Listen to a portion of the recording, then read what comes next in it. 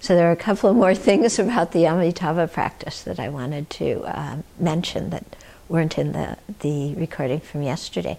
So one is, you know, Amitabha means infinite light.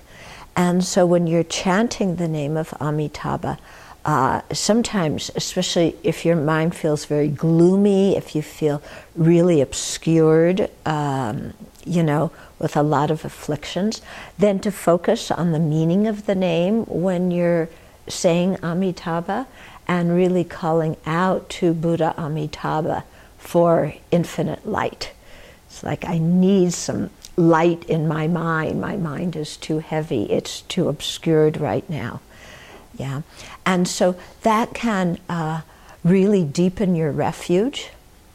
Or when you're seeing how your mind is out of control, or under how potent the 4 distortions are, as we've been studying in Aryadeva's text, and then you really need some light, you know, of wisdom in your mind, then to really focus on Amitabha and the meaning of infinite light and calling out, you know, like infinite light, I need this kind of light, you know, to help liberate me.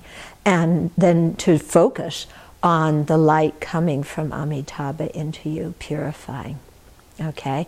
Purifying and also bringing all the realizations of all the Buddhas, all the realizations of the Lamrim, or of whatever topic that you're studying at that particular time. So the same way that we do the visualizations for other deities, you know, you can just bring it into this practice when you're doing Amitabha recitation as well.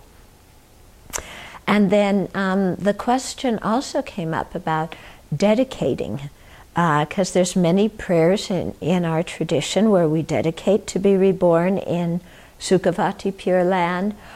Sometimes we dedicate to be reborn in Vajrayogini's Pure Land, Vakanista, sometimes, you know, in different Pure Lands. And then people say, well, do I dedicate to be born in a Pure Land? Do I dedicate to be born in a precious human life? You know, what do I dedicate for? Okay?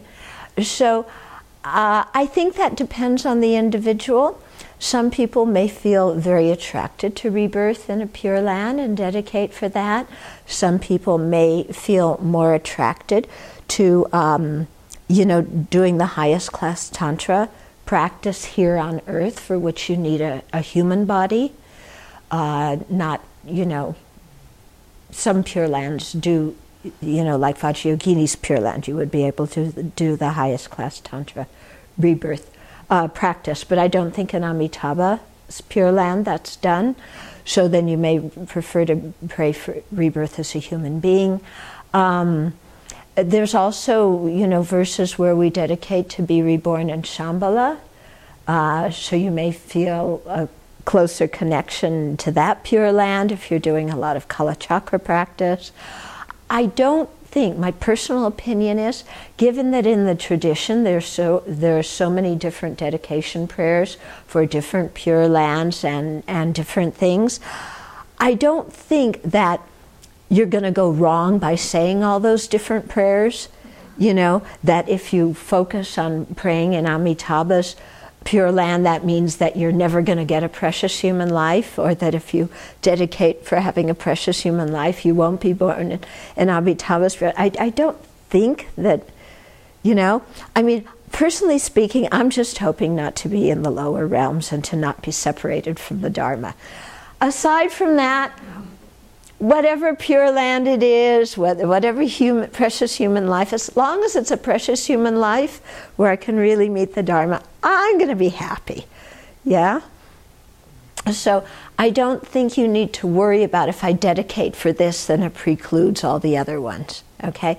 It could be that if you have more attraction for one thing or another, that you're going to put your energy into that more than others. And that's fine, because that corresponds with your disposition and training, okay?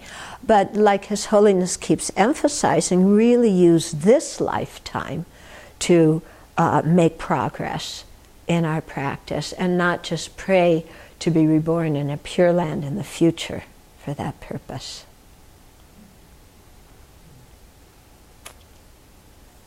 Okay. Anything else about this? Yeah.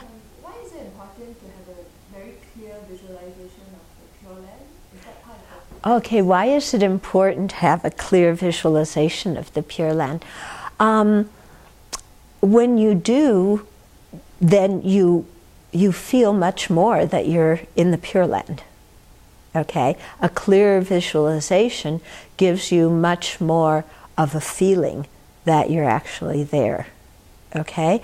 And a clear visualization is also going to help us when we establish our own Pure Lands. Because part of the process of becoming a Buddha is establishing your own Pure Land. So creating a good visualization of another Pure Land it's going to give you some blueprints for what you want to have in yours. Okay. Even with our own rules. Yeah, with your own aspirations. We were saying Amitabha has 48, vows or strong aspirations. In the process of practicing the paramitas, one of them is the paramita of, aspirations, and so we have to have our aspirations. And make certain aspirations. And they may be the same as Amitabha's, they may be the same as medicine Buddhas, or as Taras, or they may be different ones. Yeah, because as sentient beings, there may be different things that we've come across that we feel very strongly about, like, wow, I want to really help sentient beings in this particular area. Okay, and so you may make certain aspirations along that line according to what you're feeling very strongly.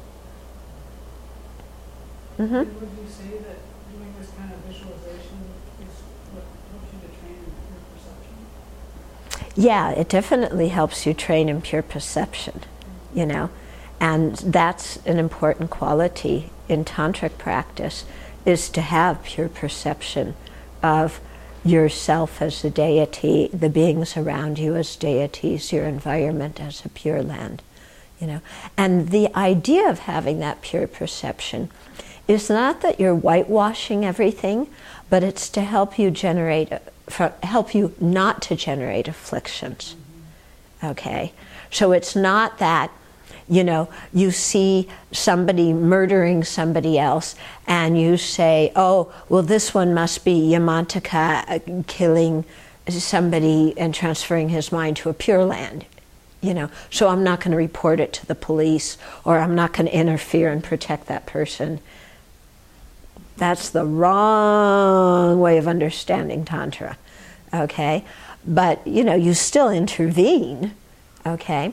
But if you have, some kind of looseness in your mind that, gee, these things are not inherently existent, then maybe you're going to be able to intervene without being angry, okay? Or without being judgmental about the person who is perpetrating the harm, okay? Yeah. So these practices of pure perception are meant to help us stop our judgmental, discriminating mind that's always picking faults and finding deficiencies and criticizing. Okay. Maybe you can help me. Some time ago I had a story. There was a monk, he did a lot of prayers not to be reborn in a Pure Land because he had so much compassion for sentient beings. Right. And then he realized when he died that he will have a precious human rebirth in a Pure Land because his motivation was. Yeah.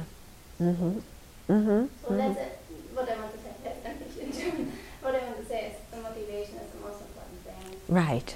Yeah. That's exactly it. Yeah. You didn't want to be reborn in a Pure Land, Yeah. but it got.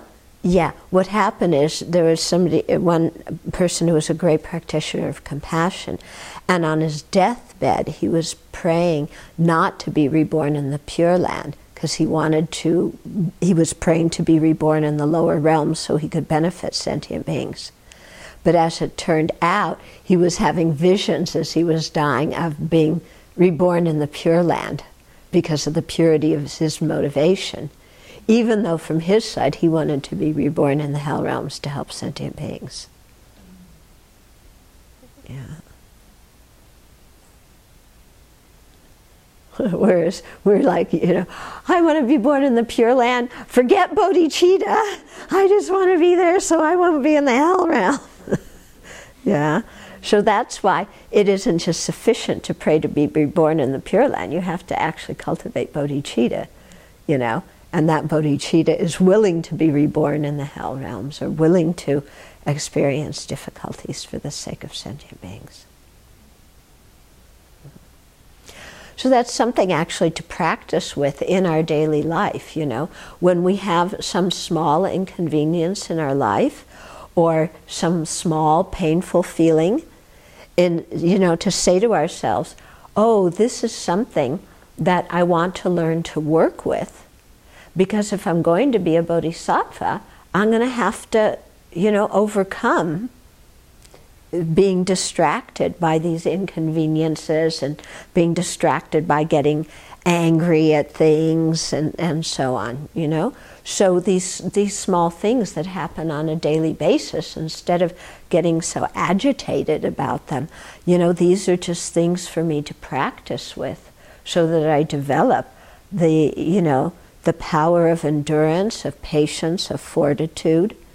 Because as a bodhisattva, I'm going to have to go through a lot harder kind of difficulties and a lot, worse betrayal of trust and a lot more painful circumstances than this small thing that's happening to me now.